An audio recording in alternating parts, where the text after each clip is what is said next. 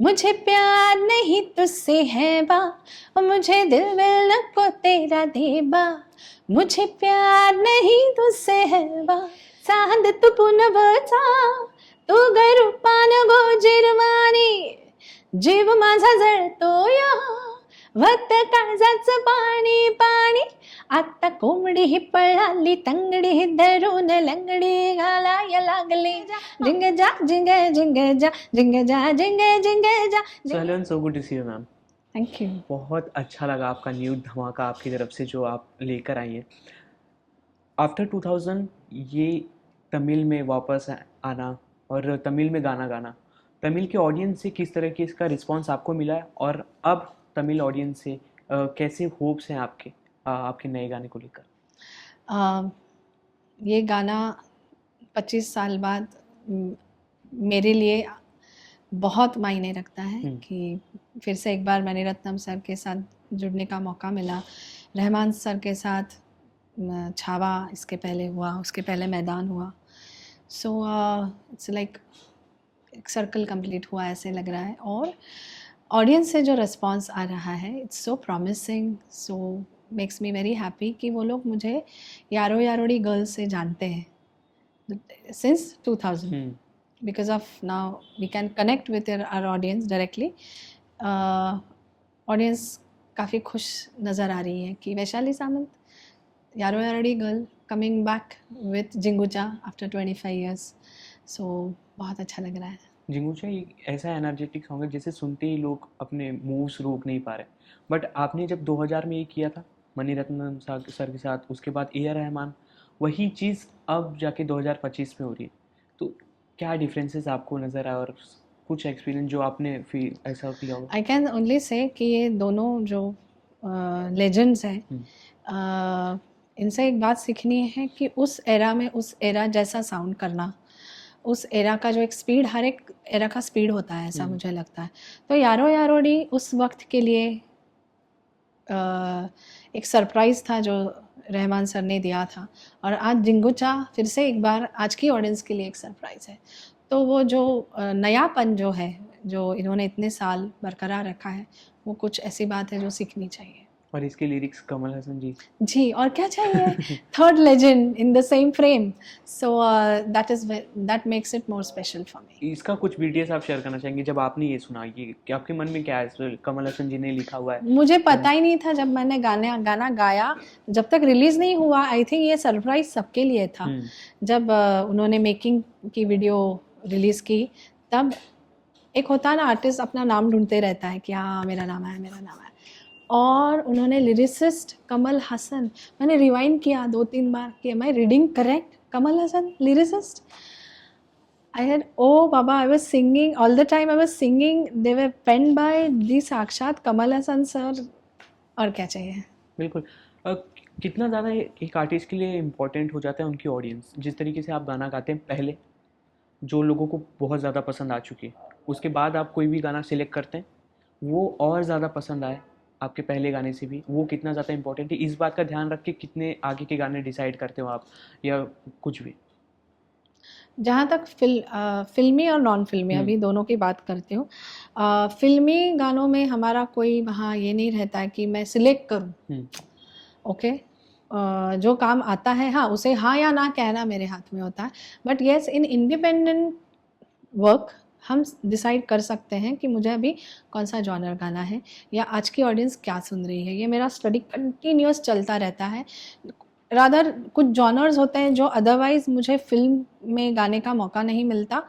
मैं कोशिश करती हूँ कि ऐसे जॉनर, जैसे मुझे ईडीएम अच्छा लगता है, मुझे हिप हॉप अच्छा लगता है, हाउस मिक्स अच्छे लगते हैं. तो ये सब एक्सपेरिमेंट्स मैं कोशिश करती हूँ कि मैं इंडिपेंडेंट म्यूज़िक में ये एक्सपेरिमेंट्स करूँ जो आज की ऑडियंस है. जो कुछ गाने मेरे ऑलरेडी हो चुके हैं जिनसे मैं जानी जाती हूँ, but I feel as a performer, मुझे मेरे काम में अगर मैं नयापन नहीं लाऊं, ऑडियंस को सरप्राइज़ नहीं करूं, तो ऑडियंस वापस क्यों मुझे सुनेगी. जो ऑलरेडी मैंने जॉनर्स गाए हैं, जो ऑलरेडी मैंने एक्सपेरिमेंट कर चुकी हूँ, मैं कोशिश करती हूँ कुछ और करूँ. आपने जितने भी गाने गाए, अमेजिंग, इतने ज़्यादा अच्छे जो लोग आज भी गुनगुनाते हैं, चाहे ये 25 साल की जर्नी में कोई भी गाने।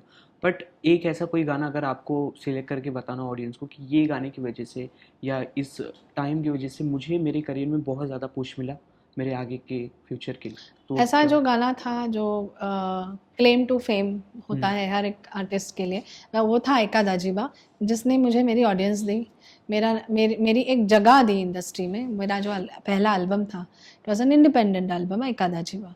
सो आपके सवाल का यही जवाब लगता है मुझे कि एका दाजीबा एक ऐसा गाना है जिसने मुझे पहचान दी, मुझे people, industry started taking me seriously. आई का दाजीबा अगर अभी भी यूट्यूब पे लोग सुनने जाएंगे तो कमेंट्स में यही था कि 2025 में कोई कौन आया यहाँ सुनने, इस मंथ में कौन आया, हाँ मई बस अप्रैल में, करेक्ट है। तो उसकी 2 लाइन अगर आप। मुझे प्यार नहीं तुझसे है बा, और मुझे दिल मिल को तेरा देबा। मुझे प्यार नहीं तुझसे है बा, मुझे दिल मिल को तेरा देबा। आई का दाजेबा, आई का दाजेबा, आई का दाजेबा। क्या बात है। जिस तरीके से ए आर रहमान जी का आपने जिक्र किया, वो जो कोई भी प्रोजेक्ट में जब आप उनसे जुड़ते हो तो क्या सीखने को मिलता है और कैसी मतलब बातचीत आपकी होती है आफ्टर द पूरे होल प्रोसेस? सीखने को तो बहुत मिलता है, ऐसा लगता है हम कहीं क्लासरूम में एंटर हुए हैं, क्योंकि उनकी कॉम्पोजिशन समझ लेना, उन्हें उनके गाने में क्या चाहिए, क्या इमोशंस चाहिए, क्या वज़न चाहिए वर्ड का, ये सब पढ़ाई की बात होती है जो मैं एज अ स्टूडेंट बन जाती हूँ। और मैं आई सी टू इट कि जो उनकी एक्सपेक्टेशंस हैं एक सिंगर ने किस तरह गाना गाना चाहिए, वो अगर उस उतने तक मैं पहुँच भी पाऊँ बहुत है। So the way he explains the song to you, आपको समझना होता है कि उसमें से उन्हें एग्जैक्टली क्या चाहिए गाने में। वो वो वो जर्नी बड़ी इंटरेस्टिंग होती है, और जब उनको गाना अच्छा लगता है आपका तो वो बहुत खुले दिल से एक्सेप्ट करते हैं। So it's a very nice nice क्या कहे, एक्सपीरियंस बहुत अच्छा होता है, कुछ आपको सिखा जाता है। हमेशा मेरे साथ यही हुआ है कि मैंने ये गा लिया, उसके बाद जब गाना रिलीज़ होता है तब समझ में आता है उन्होंने मुझसे ऐसे क्यों गवाया। इसके पहले जो आपने ए आर रहमान जी के साथ गाना किया था छावा में, तूफान, तो वो गाना एक ऐसा एंथम है जो लोग पूरी मूवी उसी पे ऐसा लग रहा था बेस्ड है, क्योंकि जिस तरीके से वो गाना था और उसके बाद आपने जो उसमें आओ स्मूथ मेलोडी विराजो, डाला, हाँ। आओ विराजो, वो कैसे हुआ, कुछ उसके बारे में कुछ बताना चाहेंगे, कैसे आपका जुड़ना हुआ और आपने जब ए आर रहमान के साथ ये गाना किया और ऑडियंस से इतना अच्छा रिस्पॉन्स मिला, जैसे आपने बताया अभी कि लोग कह रहे थे कि मैं काफ़ी इमोशनल हो गया वो लाइन सुन के और जिस तरीके से हाँ पार्ट बहुत दिखाया। गूजबम्स आए, अरे बाबा क्या क्या। सो सर ने मुझे, जब रहमान सर के यहाँ से बुलावा आया और मैं गई स्टूडियो, वहाँ पे मैंने विकी कौशल जी का वो सीन देखा, मुझे दिखाया गया वो कि क्या what is expected, and I realised ये बहुत स्पेशल है, बहुत यूनिक है। स्पेशल तो हर एक गाना होता है, यूनिक एक वो जो सीन था उसके लिए मुझे गाना है। अच्छा, स्क्रीन पे मेल है, फीमेल के लिए प्लेबैक नहीं है, ये और एक बात थी। तो you know identifying the emotion behind it, वो बहुत ज़रूरी होता है कल एक सिंगर के लिए कि ये कौन गा रहा है, क्यों गा रहा है। वो मेरा एक है, हमेशा मेरी वो पढ़ाई होती है कि मैं एग्जैक्टली क्या इमोशंस डिलीवर करने वाली हूँ। सो फिर मुझे सिखाया गया गाना। इरशाद कामिल जी ने बहुत इतने सुंदर वर्ड्स लिखे हैं कि एक राजा को किस तरह सिंहासन पे बैठते हुए किस तरह आओ विराजो, वेरी रिच वर्ड्स। जो रिचनेस वो सीन में थी, उतनी ही रिचनेस वो लिरिक्स में भी थी। बस और क्या कहूँ। तो एक होता है ना, आपको रियलाइज़ होता है कि आपके लिए क्या बन गया है, क्या चीज़ बनी है, आपको उतने ही इंटेंसिटी से उसे जस्टिफाई करना है। और वो मेलोडी ट्रांजेक्शन जिस तरह से है नरसिंह, वो एकदम जोश वाला, उसी के बीच में आओ विराजो शांति से। अभी वो ही तो है यार रहमान, जादू ही है वो कि जस्टिफाइंग ये जो शिफ्ट है, एनर्जी, इमोशन, एनर्जी, वो आपको जस्टिफाई करवाते हैं कि ये सब एक गाना जैसे जिंगुचा भी जो अभी मैंने गाया है, इतने सारे चेंजेस हैं, लेकिन वो एक इमोशंस की लड़ियां हैं जो वो आपके लिए पिरोते हैं, और that's why you connect. I feel the audience connects with Rahman sir's music is the reason. जो आपको जिस तरह वो एक जर्नी होता है, एक गाना उनका एक अपने आप में एक जर्नी होता है, जैसे आओ विराजो के साथ भी हुआ कि it is roller coaster ride of emotions. Hindi में रहमान सर, मराठी में अजय अतुल सर, दोनों के साथ आपने काम किया, बट दोनों के साथ काम करने पे कौन सा आपको डिफरेंस लगा और कौन सा इंटरेस्टिंग पार्ट लगा जो आप ऑडियंस को शेयर करना चाहते हो, और उन्हें अपने अपने काम में क्या सबसे ज़्यादा बेस्ट बनाता है जो आपने नोटिस किया? आई थिंक हर एक संगीतकार की अपनी एक शैली होती है, ये अच्छा, ये उससे अच्छा, ऐसा कंपेयर करना मेरे ख्याल से ठीक नहीं है. एक सिंगर को अपने आप को उस संगीतकार के शैली में ढालना होता है.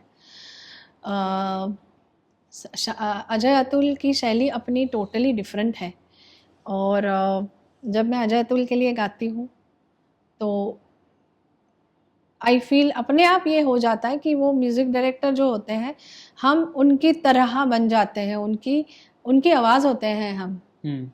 तो जिस तरह उनको एक फ्लेवर चाहिए होता है उनके गाने में, उनके गाने में अपनी एक एनर्जी, अलग अलग एनर्जी होती है. यस, तो I think identifying that is my job as a singer. तो मैं ये कभी नहीं कहूँगी कि इससे ये अच्छा या उससे ये अच्छा. एक हमेशा टीम वर्क होता है जो अच्छा होता है, जो काम करता है और बाद में वो काम लोगों को अच्छा लगता है. सो मैं इनफैक्ट ये कहूँगी कि हमारी इंडस्ट्री में इतने अच्छे अच्छे संगीतकार हैं जो जिनकी अपनी खुद की शैली है. They don't copy anybody. उसी वजह से आज वो जो है, उनका काम उनके नाम से आइडेंटिफाई होता है. एक आर्टिस्ट के लिए खुद की लिखावट पे गाना और किसी और के लिखावट पे अपनी आवाज़ देना, ओके, वो कितना डिफिकल्ट और इंटरेस्टिंग हो जाता है? हाँ, यू आर आस्किंग मी क्योंकि मैं लिरिसिस्ट हूँ इसलिए आप पूछ रहे हैं मुझे. बहुत बार जितना भी मैंने लिखा है जो मैंने कंपोज किया है वो मैंने लिखा है. शायद ऐसे होता है कि वो कंपोजिशन वो वर्ड्स के साथ ही आई मुझे, एंड मैं क्रॉस चेक कर लेती हूँ कि भाई जो मैंने लिखा है वो is it up to the standards, is it up to the mark, या मुझे किसी और को लिखने के लिए देना चाहिए. I can't compromise on the work just because I want to write. So वो मैं बहुत पंक्चुअल होती हूँ उस बारे में. बट ऐसा कुछ नहीं है कि because I am singing my words वो हो जाता है. मतलब तब मेरा दिमाग एज अ लिरिसिस्ट जब काम कर देता है, हो गया, लिरिक्स आ गए, बिकॉज वो ही अपना एक क्या कहते हैं पैरामीटर होता है. देखिए, ऑडियंस तो बाद में आती है जब गाना रिलीज होता है. पहला आपको जस्टिफाई करना है आपके डायरेक्टर को.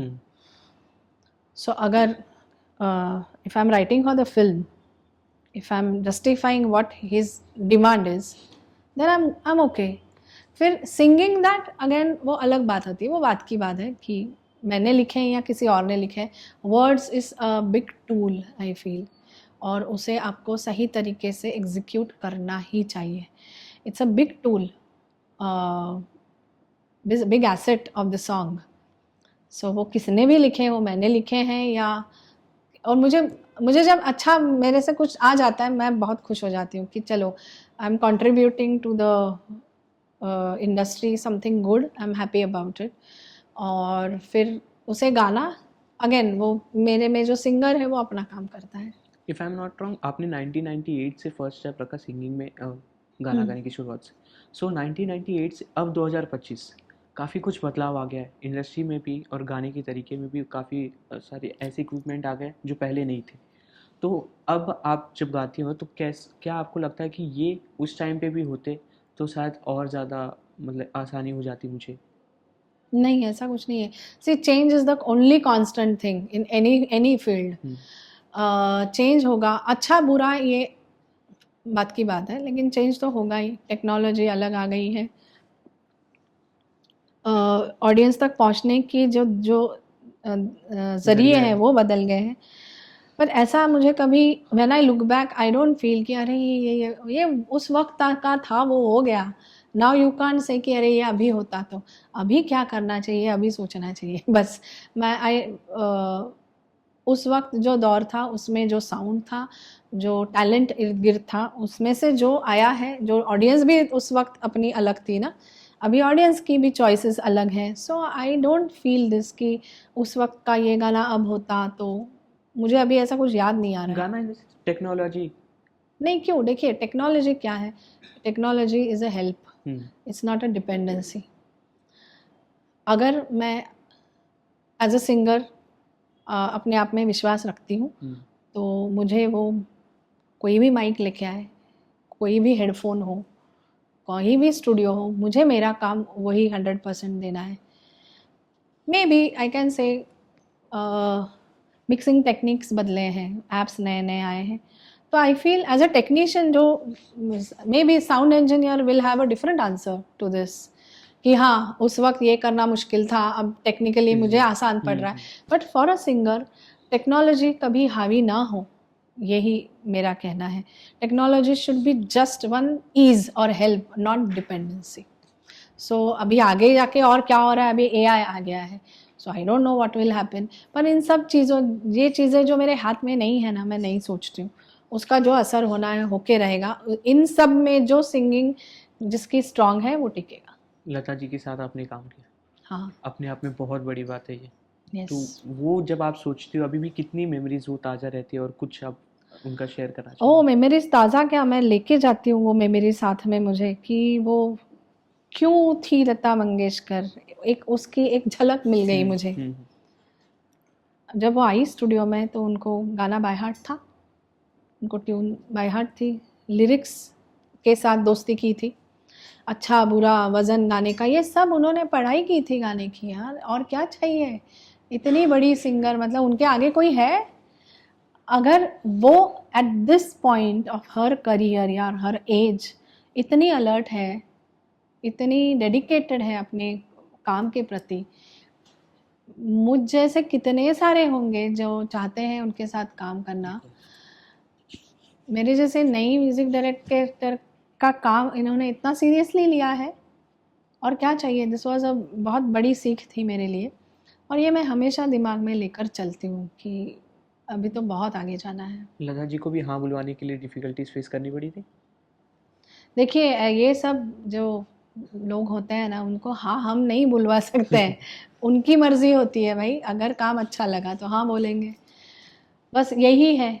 उनको शायद मेरा काम अच्छा लगा इसलिए उन्होंने हाँ बोला। हम कौन होते हैं उनसे हाँ या ना बुलवाना, बिकॉज़ ये सब भगवान ने भेजे हुए लोग हैं। सो हाँ, कि मैं इंतज़ार करती रही, और thankfully she said yes, she said she liked the composition, और क्या चाहिए। सोशल मीडिया कितना इम्पैक्टफुल होता है अब? आपने आपका एक गाना मुझे अभी याद आ रहा है, जो मेरा मेरा दादला, मेरा दादला, जो हाँ जिस सरप्राइज़ है। तरीके से तब नहीं अब वायरल हो रहा है, और उनकी जो लोगों की रील बनाने की क्षमता है इसमें जो दिख रही है, हाँ, वो कैसे देख रही हो आप? सो यस ये काफ़ी हुआ है मेरे साथ। जो गाने जैसे मेरा दादला रिलीज़ हुआ 2007, तब आइका दाजीबा का जो एक क्रेज, क्रेज़ था, हाँ। उसमें कहीं तो भी मेरा दादला ना बेचारा कॉर्नर पे खड़ा रहा जाके। अब जाके I think with social media reels बन रहे हैं, डांस स्टेप्स हो रहे हैं। सो खैर क्या कहूँ, अभी हर एक गाने की अपनी, इनफैक्ट मैंने ये पोस्ट भी की है कि हर एक गाने की अपनी डेस्टिनी होती है। हमें पता होता है कि यार ये गाना अच्छा है, नहीं चला ठीक है, पर वो अब जाके ऑडियंस उसको टैप कर रही है। तो आप इस चीज़ को कैसे देखती हो कि एक आर्टिस्ट के लिए उनके सॉन्ग और प्रमोट करना और लोगों तक पहुंचाना, लोगों से कनेक्ट करने में सोशल मीडिया कितना ज़्यादा हेल्प करती है? हेल्प तो है, सवाल ही नहीं। अगर आज पूरी दुनिया सोशल मीडिया पे है, सोशल मीडिया से आपका काम आप लोगों तक पहुंचा रहे हो, हाँ उनको वो अच्छा लगता है, वो लोग एक्सेप्ट करते हैं कि नहीं, ये उनकी अपनी चॉइस है। लेकिन यस, अभी ऐसा हुआ है कि हर 20 या 25 दिन बाद मेरा एक नया गाना रिलीज़ हुआ है। सो मेरे लिए सोशल मीडिया पे वो गाना पोस्ट करना, obviously my audience is listening to it, commenting on it, वो मुझे डायरेक्ट रिएक्शन मिल जाती है ना ऑडियंस की। सो मैं अपनी आगे की जर्नी भी उसी तरह लाइन अप करती हूँ, मतलब हेल्प हो जाती है। मराठी में कोमड़ी पड़ाली और हिंदी में चिकनी चमेली, ये काफ़ी ज़्यादा वायरल है। तो इसकी बैक स्टोरी अगर आपसे जानना चाहें तो आप कुछ बताना चाहेंगे? क्योंकि ये कोमड़ी पड़ाली, ये लिरिक्स ही काफ़ी यूनिक है अपने आप में। बिल्कुल यूनिक है, यू सेड इट, इस गाने की ब्यूटी है इसके लिरिक्स। मुझे तो पहले लगा था ये डमी वर्ड्स है, जब मेरे हाथ में लिरिक्स, जितेंद्र जोशी करके जो बहुत उम्दे एक्टर है, उन्होंने ये गाना लिखा है। वो बहुत अतरंगी वर्ड्स थे। मुझे जब अजय अतुल ने लिरिक्स दिए ऐसे, ये लो ये गाना है, मुझे लगा ये डमी है। मैंने बोला कोमड़ी पड़ाली तंगड़ी हो लंगड़े, ओके ठीक है, ओरिजिनल क्या है गाना, करना क्या है? बोला नहीं यही ओरिजिनल है, ये गाना है। I still remember this clearly. I was like, I couldn't identify कि ये क्या है। देन आई रियलाइज ये कुछ अलग है, गाओ वैशाली। और जब मैंने ट्रैक सुना, उफ। और तब आनंद शिंदे जी गा के निकल गए थे, और उनका अपना एक लहजा है, अपनी मिट्टी की खुशबू है उनकी आवाज़ में। Then to match him, to deliver the emotions and energy, amazing. वो काफ़ी कुछ अलग रहा रिकॉर्डिंग किया, घर आ गई, सोच रही थी कुछ अलग हुआ है आज, कुछ अलग गाया है, कुछ अलग डिश आज तैयार हुई है। बट थैंकफुली वो गाना भी इतना हिट रहा, ओ बाबा। वो होता है ना, काम करते करते कोई लोग गाना गुनगुनाते हैं, तो अगर आप काम करते करते कोई गाना गुनगुनाओगे अपने में से, तो वो कौन सी गाने होगी? हाँ, ये अच्छा सवाल है। मेरा क्या होता है, मैं जब एक आध गाना कर रही होती हूँ, उस गाने में मैं होती हूँ, बेचारे मेरे घर के बहुत परेशान हो जाते हैं, क्योंकि दिन भर मेरे वो टेप चलता रहता है, गुनगुनाती हूँ। बिकॉज आई थिंक वो एक मेरा तरीका है एक्सप्लोर करने का, कि कहीं मैं कुछ इमोशन छूट तो नहीं रहा है मुझसे, कुछ वर्ड का सही तरीके से मैं वर्ड पहुँचा रही हूँ कि नहीं। तो दिन भर वो चलता रहता है। मेरा ऐसा है कि एक आध गाना नहीं, उस जोन में होती हूँ मैं उस गाने के 10-15 दिन। तो जैसे अभी जिंगुचा चल रहा है, तो मुझे अगर लाइव गाना है तो मुझे क्या क्या सोचना पड़ेगा, क्या क्या होगा, ये सब चलता रहता है मेरे मैं उसी में लगी हुई होती हूँ। तो ऐसा एक गाना बोलना बहुत डिफिकल्ट है।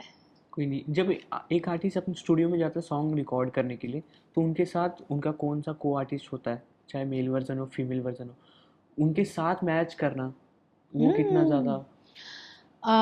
Good question. आई फील जो जॉनर होता है गाने का, जो आपके आइडल्स होते हैं, जैसे रोमांटिक है या डिवोशनल है, तो भाई एक एक अपना एक स्टैंडर्ड्स दिमाग में होता है कि लता जी ने ये गाना गाया होता तो क्या होता, या एक आधा पेपी रोमांटिक नॉटी या फास्ट ट्रैक है आशा जी गाती तो क्या होता।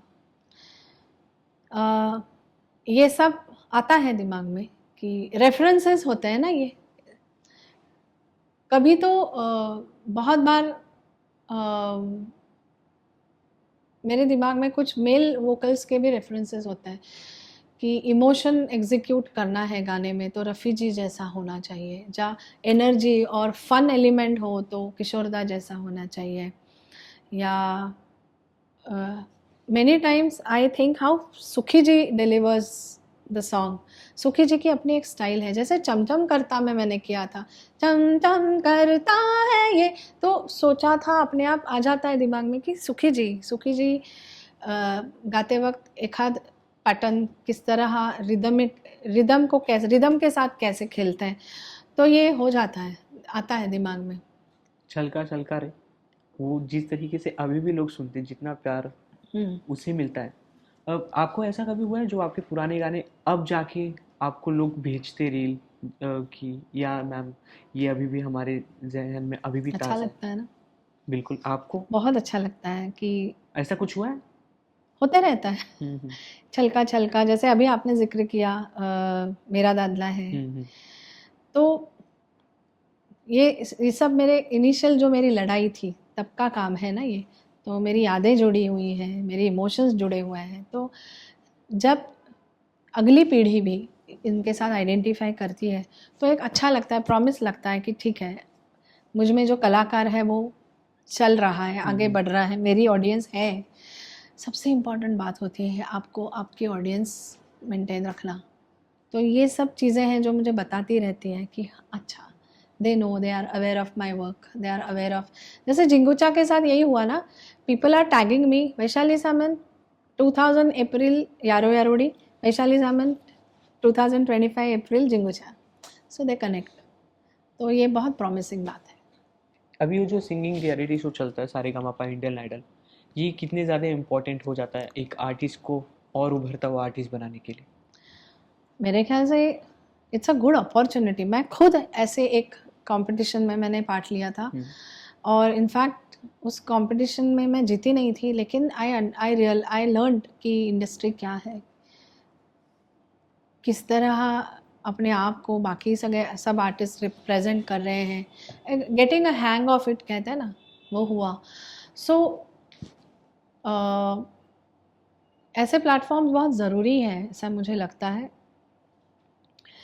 नहीं तो नया टैलेंट आएगा कहाँ से। हाँ, इस प्रो हर एक चीज़ के होते हैं, वैसे एक नए आर्टिस्ट को इसमें जीतना या हारना, ये कितना दिल पे लेना है या उसमें से क्या एक्सट्रैक्ट करना है, वो बहुत ज़रूरी है कि आप वहाँ पे ही स्टैग्नेंट हो जाते हो या आप वहाँ से सीख कर निकलते हो, and then you continue with your journey. So I feel competition shows are not bad, provided they are done correctly, and provided the artist himself, जो उसमें पार्टिसिपेंट होते हैं, वो किस तरह वहाँ से वापस घर जाते हैं, कि वहाँ वो चकाचौंध होती है, वो 1-2 महीने की होती है, उसके बाद क्या, अगर वो आप हैंडल कर पाए तो आप जीत जाए। बिल्कुल। आप लोगों ने जो गाने दिए मैम, वो काफ़ी बेहतरीन है और लोगों को अभी भी पसंद आते हैं, बट इस ज़माने के हिसाब से हिप हॉप कल्चर काफ़ी ज़्यादा वायरल हो रहा है, जिससे आप रैप इंडस्ट्री को कैसी दिखती हो? Rapping is a new age. देखिए, सभी प्रकार का म्यूज़िक होगा और सभी प्रकार के म्यूज़िक की अपनी अपनी ऑडियंस होगी, यू कांट डिनाई दैट। मैंने in fact last year Salim Sulaiman ji के साथ मोरया करके एक गाना किया था भूमि 2024 में, जिसमें एक हमारे अमरावती के रैपर हैं जिन्होंने रैप किया था। अभी गणेश जी जैसा सब्जेक्ट है, उसमें रैपिंग जस्टिफाई होता, पर उसने किया और वो गाना जस्टिफाई हुआ, वो लोगों को अच्छा लगा। सो आई थिंक कोई भी फॉर्म गाने का हो, आर्ट का हो, वो अगर उस जगह सही बैठेगा तब वो जस्टिफाई होगा। सो आई फील हिप हॉप है, ईडीएम है, ट्रांस है, हाउस मिक्स है, ये भी अपने आप में एक जॉनर्स है ना, उसका प्रयोग कैसा हो रहा है ना, वो मैटर करता है। अच्छा बुरा कुछ नहीं होता है, application is what matters I feel. इस 25-26 साल की जर्नी में जो भी आपको देखता है वो काफ़ी इन्फ्लुएंस होता है मैम आपसे, कि आपके जैसा बने, आपके जैसा गाना बने। तो जो अभी न्यू कमर जो आर्टिस्ट है, वो जो आपको देख के आगे बढ़ रहे हैं, उनके लिए अगर आपको बताना हो कि what is success and struggle for you, क्या होता है स्ट्रगल और उसके बाद मिलने वाली सक्सेस, और उसे कैसे successfully struggling is my line. I say this way for myself, that I'm successfully struggling. And अभी भी? हाँ, क्यों नहीं, देखिए नया एरा आया, नया साउंड आया, नई audience I, so starting from zero is all I can do, and I believe in it. ये प्रोसेस है ऑनगोइंग। आपने, वो कहते हैं ना मराठी में कि एक बार राजा ने गढ़ जीत लिया, वो राजा बन गया, ऐसा नहीं होता है, आपको बार बार गढ़ चढ़ना पड़ता है। एक ही है कि अभी मेरे पास अपना एक नाम है, आइडेंटिटी है, मेरे कुछ हिट्स हैं जो वैशाली सामंत इस नाम से जुड़े हुए हैं। इट्स अप टू मी कि मैं इसमें इतने में ही खुश रहूँ, ठीक है, मेरी मर्ज़ी, but I don't want to. So वो जो आगे की जर्नी है मेरी, वो मुझे नए से ही करनी पड़ेगी। सो वो बैगेज मैं कैरी करना नहीं चाहती हूँ, क्योंकि अभी और कुछ है जो पहली चीज़ें मैंने की वो सरप्राइज़ थी तब के टाइम के लिए, तो अभी का आगे का सरप्राइज़ बाकी है ना भाई, वो तो करना है। So I am like that. क्या है आगे का सरप्राइज? मुझे भी नहीं पता। बस सोचती रहती हूँ कि कौन सा जॉनर गाऊँ, क्या गाऊँ, ताकि मैं नए सिरे से मेरी ऑडियंस को अपना पाऊँ। बस एक ही मेरी धुन रहती है। सो ये मेरी प्रोसेस है, और एक आर्टिस्ट होता है वो हमेशा ऐसे ही रहता है कि कंटिन्यूअसली सर्चिंग फॉर समथिंग जो मैंने पहले नहीं गाया है, जो पहले मैंने ऐसे कुछ नाम हैं जिनके साथ मैं काम करना चाहती हूँ, तो शायद अपने आप को और अच्छे से और एक्सप्लोर कर पाऊँ, बस यही कोशिश है। स्मूथ मेलोडी दिया आपने, इतना शांति वाला, फिर डीजे वाला डांस नंबर दिया।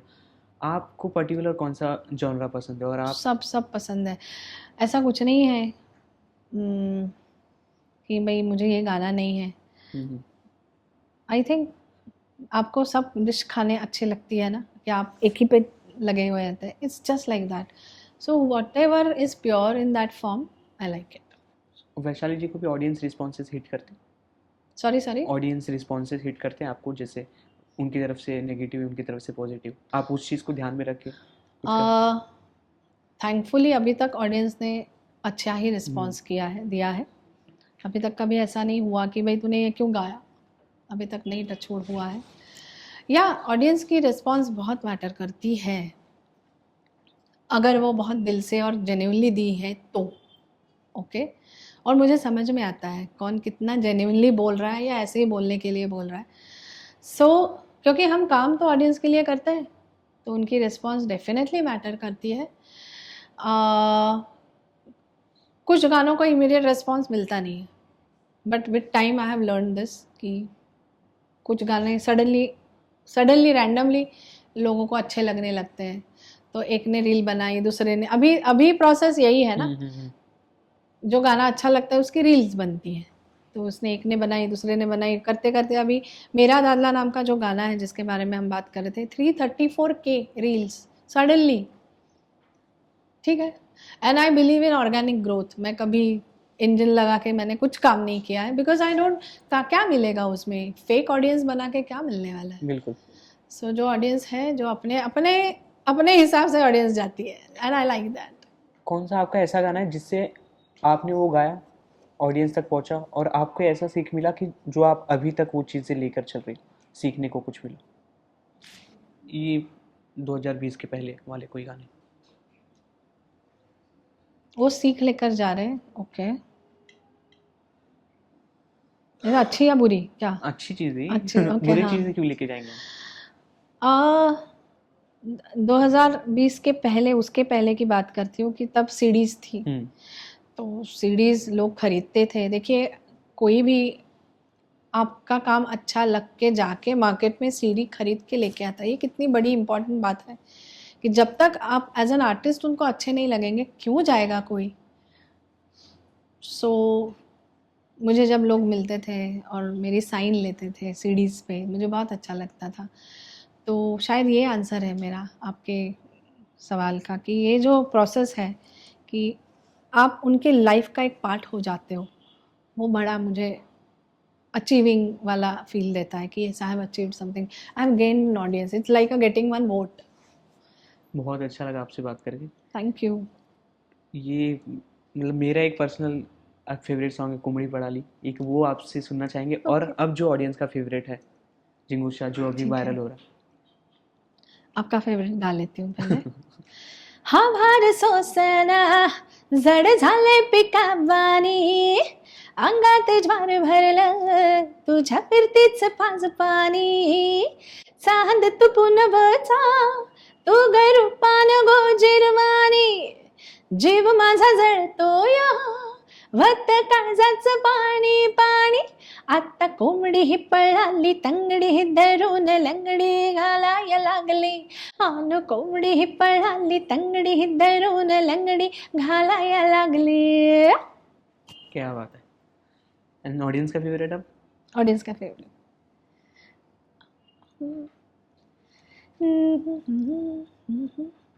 जिंग जा जिंगे जिंगे जा जिंगे जा जिंगे जिंगे जा जिंगे जा जिंगे जिंगे जा जिंगे जा जिंगे जिंगे जा, इंद सुंदर बलिये इन्नुम सुंदर मकंगा, इंद सक्कर कटिये सेतु पोंगला कंग, जिंगे जा जिंगे जिंगे जा जिंगे जा जिंगे जिंगे जा जिंगे जा जिंगे जिंगे जा जिंगे जा जिंगे जिंगे जा जा जा जिंगे जिंगे जा जिंगे जा जिंगे जिंगे जा।